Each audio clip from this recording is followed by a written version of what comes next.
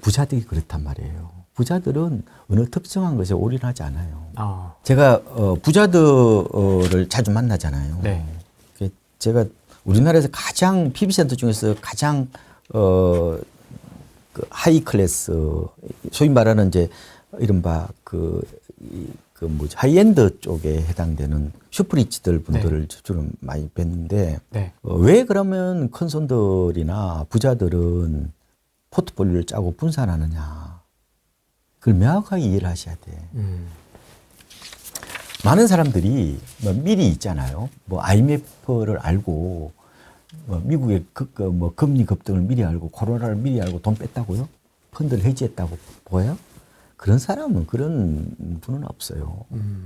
그런 성견지명을 가진 분들은 많지 않습니다. 그거는 100만 명 중에서 한 명이겠죠. 그럼 어떻게 내 자산을 운용할 거냐 할 때 이거는 포트폴리오가 분산이에요. 왜 분산하게 되느냐? 이거는 손실회피에 대한 얘기예요. 우리 대부분이 있잖아요. 이거를 이 퍼센트지라고 그래요. 이걸 보고 변동률이라고 그래요. 그죠? 네. 변동률이잖아요. 변동률로 보는 게 아니라 절대 금액적 사고를 하는 거예요. 이걸 설명을 드릴게. 네. 자, 그러면은 내가 주식을 투자했어요. 근데 5% 손해 본 거야. 그러면 1,000만 원을 투자했으면은 얼마 손해 본 거예요? 50만 원. 이거 한 달이면 복구되죠? 네. 기분만 나쁘죠? 네. 만약에 내 100억으로 투자하면 어떻게 될 거예요? 5% 터지면은? 5억. 5억 터지죠. 어떻게? 5억 터지면 50만 원 터졌다고 같이 생각합니까?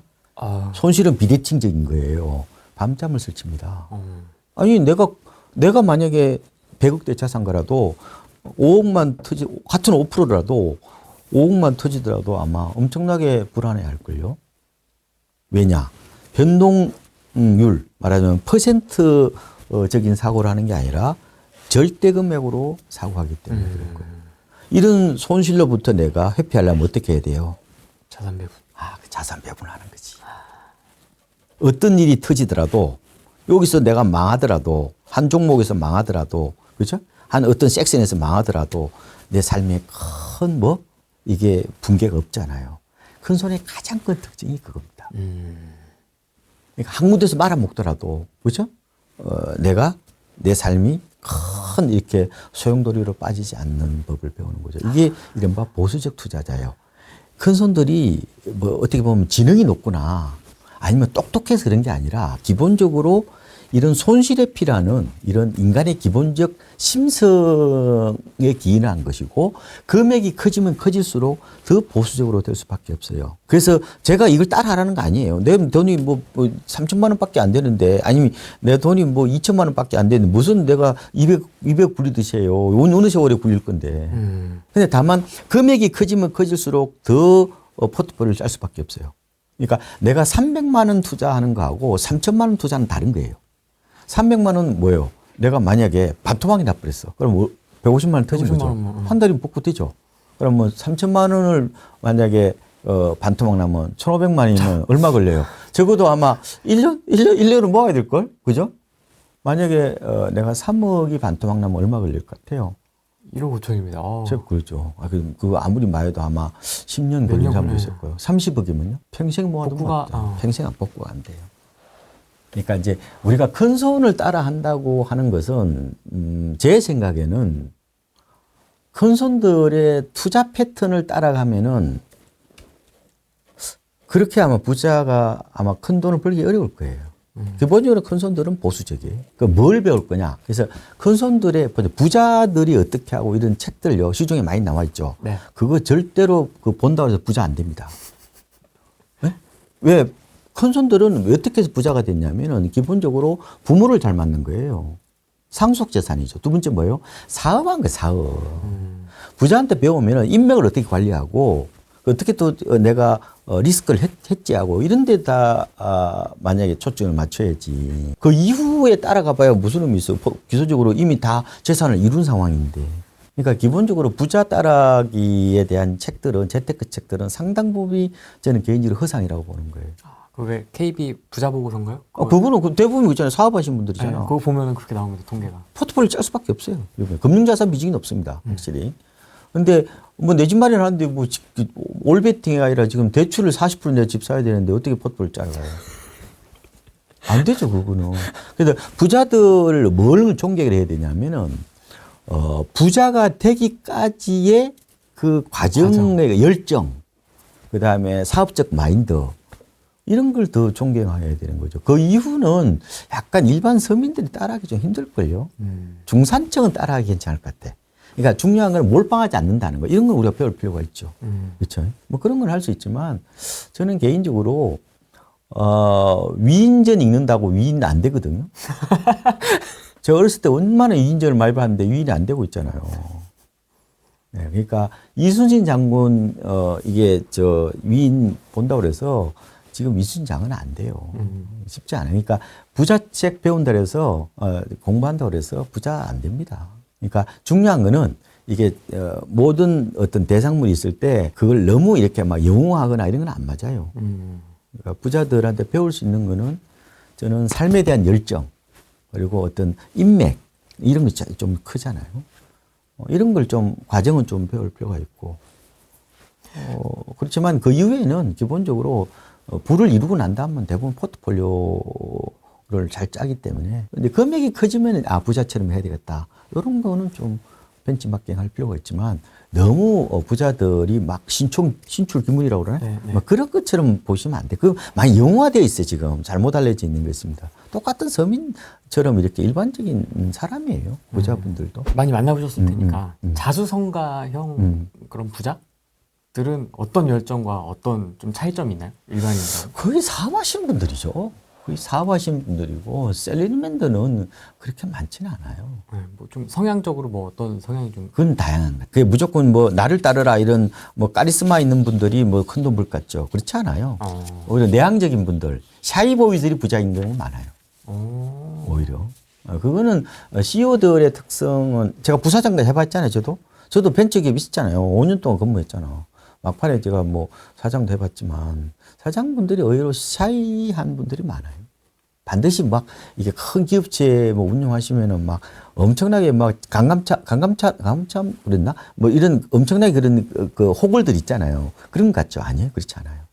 결정적인 순간에 이거 항상 이 사업을 하다 보면은 위기들이 오거든요. 순간순간이 오잖아요. 그때 어떻게 판단을 내리냐에 따라서 더 나가느냐 아니면 자초하느냐 이런 문제거든요. 그때 그럼 나를 따르라 한다고 의사결정이 돼요? 결국 CEO는 의사결정을 잘하는 거예요. 결정적인 순간에. 그게 뭐 외향적인 거하고 내향적인 거하고 무슨 관계가 있어요, 이게? 아니죠, 그건 아니에요. 근데 다만 이제 조직을 어떻게 잘 이제 이렇게 다스리고 이끌어가느냐. 근데 요새는 보면은 무조건요, 덕장 스타일이에요. CEO는 뭐 소통이에요. 옛날처럼 뭐 카리스마형 막 보스, 안 돼. 요새는 보스형 그런 이랬는데. 아버지 형은 요새는 안 먹혀요. 다 도망갑니다. 젊은 애들이. 큰 회사들 있잖아요. 그리고 이게 공기업이나 아마 대기업이나 아니면 이제 공무원 같은 조직들이 있잖아요. 그럼 위에서 눌러요. 그러면 바짝 엎드립니다. 네. 복지부동 아시죠? 상명하복. 그런데 일반 벤처 기업들이나 작은 기업들 있잖아요. 눌러요. 그럼 어때요? 다 튀어나갑니다. 아. 다 나가요. 딱 다음날 딱 사표 냅니다. 달라요, 그게. 요새는 기본적으로 MZ세대들은 그런 막 카리스마형 이런 것들을 거부합니다. 그러니까 요새 뭐예요? 스카이대 나와도 배달하는 사람들이 있잖아요. 조직 문화 이걸 못 견뎌요, MZ세대들은. 굉장히 이게 좀 보헤미안처럼 좀 리버럴한 약간 풍요롭게 자란 자유세대이기 때문에 이 조직 문화를 못 견뎌요. 그 조직 문화가 만약에 억압식 있다. 다 도망간다니까, 요새는. 그러니까 뭐 큰 기업들도 옛날에 아까 복지부동 한다고 그랬죠. 근데 요새는 다 나가버려요. MZ세대는 확실히 다릅니다. 조직적으로 특성으로 보면은 조금 이게 누르면은 바짝 엎드리는 경향이 있고 벤처기업은 튀어버리는 경향이 있는데 세대별로 보면은 요새는 보면 누르잖아요. 그러면은 좀 튀는 경우도 많아요. 큰 조직이든 작은 조직이든. 다릅니다. MZ세대는 근본적으로 다른 세대예요. 이거는. 이 선진국 국민이잖아요. X세대는 중진국이고 베이비붐은 후진국 국민이잖아요. 당연히 국민 출신 그게 다른데. 그러니까 자기 경험치에 따라 대부분이 사는 거잖아요. 확실히 달라요. 그래서 제가 덕장 스타일이 더 맞죠. 제가 며칠 전에 제가 군인들 사이에서는 아이돌이에요. 예? 군인이요? 근데 군인들 분한테 엄청 강의를 많이 해요. 제가. 돈 안 받고 거의 뭐 기부 뭐 하듯이. 그거 이제 이게 약간 지점에서 이제 해달라서 안 가본 데 없어요. 한 20군데 강의해봤어. 근데 며칠 전이었나 제가 대구에 갈 일이 있었어요. 근데 이제 그분이 이제 별이 많았어요. 요 밥을 먹는데 거의 별이 10개 가까이 있어. 난 한 개. 그런데 이제 이분이 이제 나는 별이 진짜 많으니까 이게 좀 권위적일 줄 알았거든요. 근데 이분이 나보다 키가 작아. 육사 나오신 분도 아니야. 네. 근데 이제 위병소를 갔어요. 이제 그게 이제 지나가야 이제 밥을 먹으니까 제가 저보고 경제 강의 해달라고 해서 갔고 거기서 이제 이분하고 이제 얘기를 하면서 이제 식당으로 가는 길이었는데 제가 이제 저는 전방부대에서 저는 거의 28.5개월을 제가 저는 군 복무한 사람이에요. 내가 박격포 내가 사수거든. 완전히 진짜 생고생을 다 했는데 근데 우리 때는 대대장만 봐도 우리가 막 쫄아 있었거든요. 무궁화 2개만 해도.